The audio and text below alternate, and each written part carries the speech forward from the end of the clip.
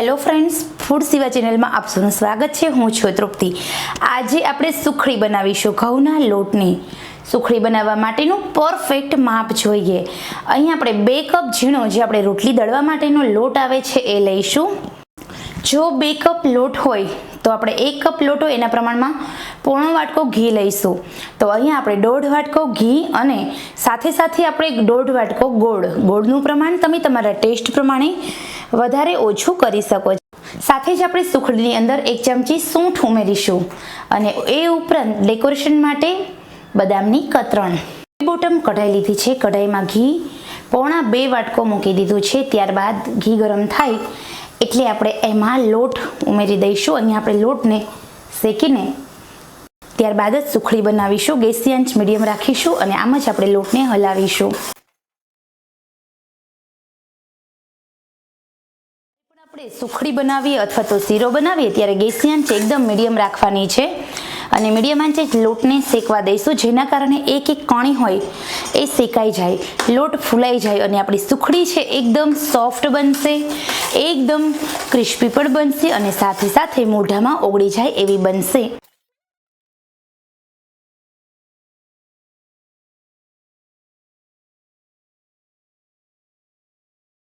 જ્યારે પણ લોટ શેકાઈ જશે ત્યારે આપોઆપ કલર બદલાઈ જશે, લોટ ફૂલાઈ જશે અને ઘી છૂટું પડવા લાગશે, સાથે સાથે સુગંધ પણ આવશે।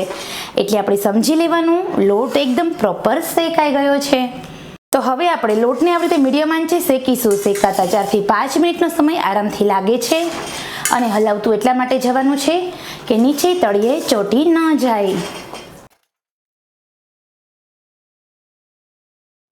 અહીંયા હવે 2 મિનિટ થઈ ગઈ છે। તમે જોઈ શકો છો લોટ થોડો થોડો ફૂલાઈ રહ્યો છે। હજી આપણે 2 મિનિટ સુધી આમ જ હલાવીશું। જો લોટનું પ્રમાણ વધારે હશે તો થોડી શેકાતા વાર લાગશે। અહીંયા હવે લોટ એકદમ સરસ ફૂલાઈ રહ્યો છે, સુગંધ આવી રહી છે અને આવી રીતે લોટનો કલર પણ બદલાઈ રહ્યો છે, તમે જોઈ શકો છો। હજી આપણે આમ જ શેકીશું।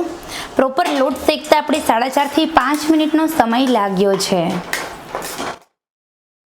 અહીંયા આવી રીતે ઘી છૂટું પડે એટલે સમજવાનું આપણો લોટ શેકાઈ ગયો છે। તો હવે અહીંયા લોટ એકદમ પ્રોપર શેકાઈ ગયો છે। તો ચલો હવે આપણે સૌથી પહેલાં એમાં ઉમેરી દઈએ સૂંઠ।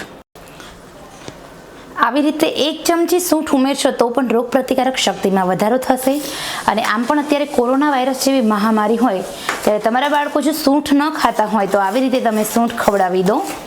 ગેસની આંચ હવે આપણે એકદમ મીડિયમ કરી દઈશું।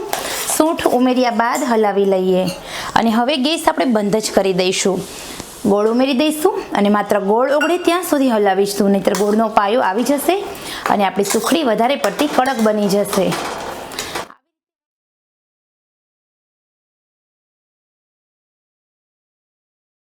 એકદમ ઝીણો ઝીણો અથવા તો ખાંડીને તમે ગોળ ઉમેરશો એટલે આરામથી ગોળ છે એ થઈ જશે।